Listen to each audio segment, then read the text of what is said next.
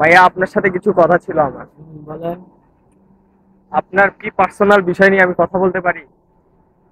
অবশ্যই পারতে পারেন, বলেন। আপনার আপনি কি কখনো রিলেশনে গেছিলেন? করেছিলাম 3টা। ও আচ্ছা, 3টে করেছিলেন। 3টার মধ্যে কি একটা একটা তো সাকসেস হননি? না, কেন?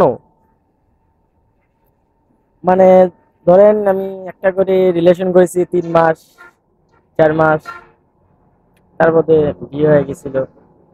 আচ্ছা, মেয়ের বিয়ে হয়ে গেছিল? 3টা মেয়েরই বিয়ে হয়ে গেল? হ্যাঁ।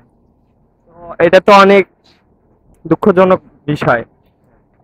এখন মানে যে 3টে চলে গেছে, 3টে কি মানে 3টেই একবারই চলে গেছে নাকি এখনো আছে?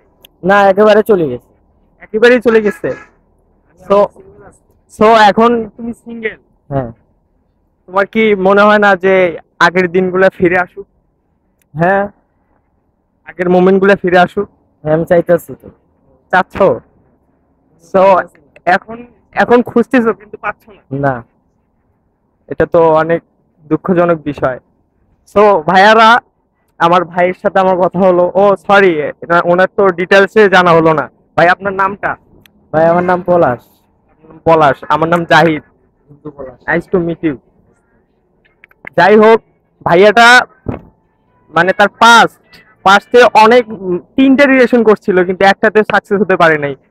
এখন চাচ্ছে যে আবার রিলেশনে ব্যাক করতে কিন্তু পারছে না। এটা অনেক দুঃখজনক বিষয়। আমরা ভাইয়ার জন্য সবাই দেখবো যে খুঁজবো। আর ভাইয়া,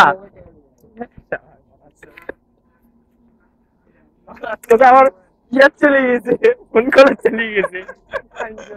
তোর ভাইয়া তো রিলেশন করতেছে, এই যে ভাই ফোনের মধ্যে। ভাই আপনি কার সাথে কথা বলবেন? ভাই, আমার বড় ভাইয়ের সাথে কথা বললাম। ও আচ্ছা, আমি মনে করছি আরো যে আপনি আপনার গার্লফ্রেন্ডের সাথে কথা বলতেছেন। না, আমার গার্লফ্রেন্ডে নাই, আমি গার্লফ্রেন্ডের সাথে কেমনে কথা বলবো? তো যাই হোক, আপনার জন্য সবাইকেই রিকোয়েস্ট করলাম যে একটা গার্লফ্রেন্ড যেন খুঁজে দেয় আমার পলাশ ভাইকে।